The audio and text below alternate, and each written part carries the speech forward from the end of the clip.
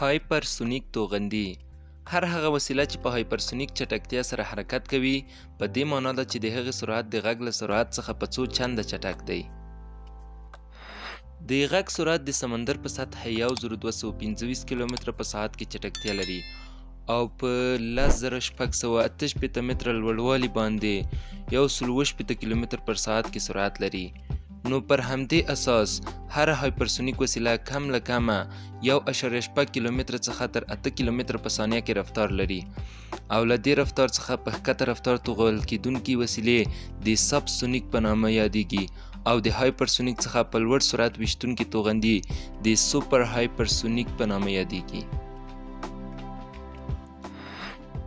ټول بالستیک د لویو وچو تیریدونکي توغندي له غږ څخه چټک دي او حد اکثر سرعت یې د 4140 کیلومترو په ساعت کې دی.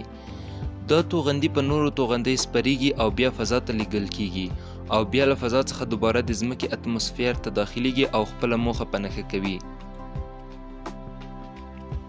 ټول هغه وسایل چې له غږ څخه په تیز سرعت کې د حرکت توان لري په دریو عمومي کټګورۍ ویشل کیږي او وروستی هغه له غږ څخه چټک توغندي چې وازمویل شول د روسیې لخوا په اوکراین وکارول شول چې د دوی په وینا د ځمکې د تل په 100 مترۍ کې د اوکرایني، بریتانیوي او امریکایي متخصصینو یو ګروپ په نښه کړ او په ټولیزو رسنیو کې په شته ویډیوګانو کې ښکاري چې د وسلو ستر ډیپوګان یې له منځه ولاړل او د اور لمبې د اوکراین په ټول ښار کې ان تر 2 کیلومترو پورې لوړې هوا ته پورته شوې.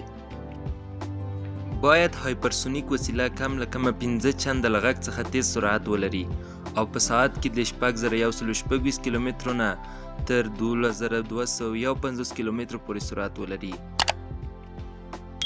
هایپرسونیک توغندي چې په خورا چټکۍ سره خپل هدف ته ځان رسوي او د بالستیک توغندیو برخلاف مسیر دقیق نه تشخیص کیږي او همدارنګه له خورا ټکنالوژیکي پیچلتیاو ډک دي او د رادار او هوایي دفاع په وسایلو نه کشف کیږي. یو له پیچلو سیستمونو څخه دي چې په نړۍ کې یوازې 3 هیوادونه امریکا، چین او روسیه لري، خو داسې ویل کیږي چې هند، شمالي کوریا او جاپان هم د هایپرسونیک توغندیو جوړونې په تکل کې دي. هایپرسونیک توغندي د لومړي ځل لپاره روسیې په اوکراین باندې وکارول.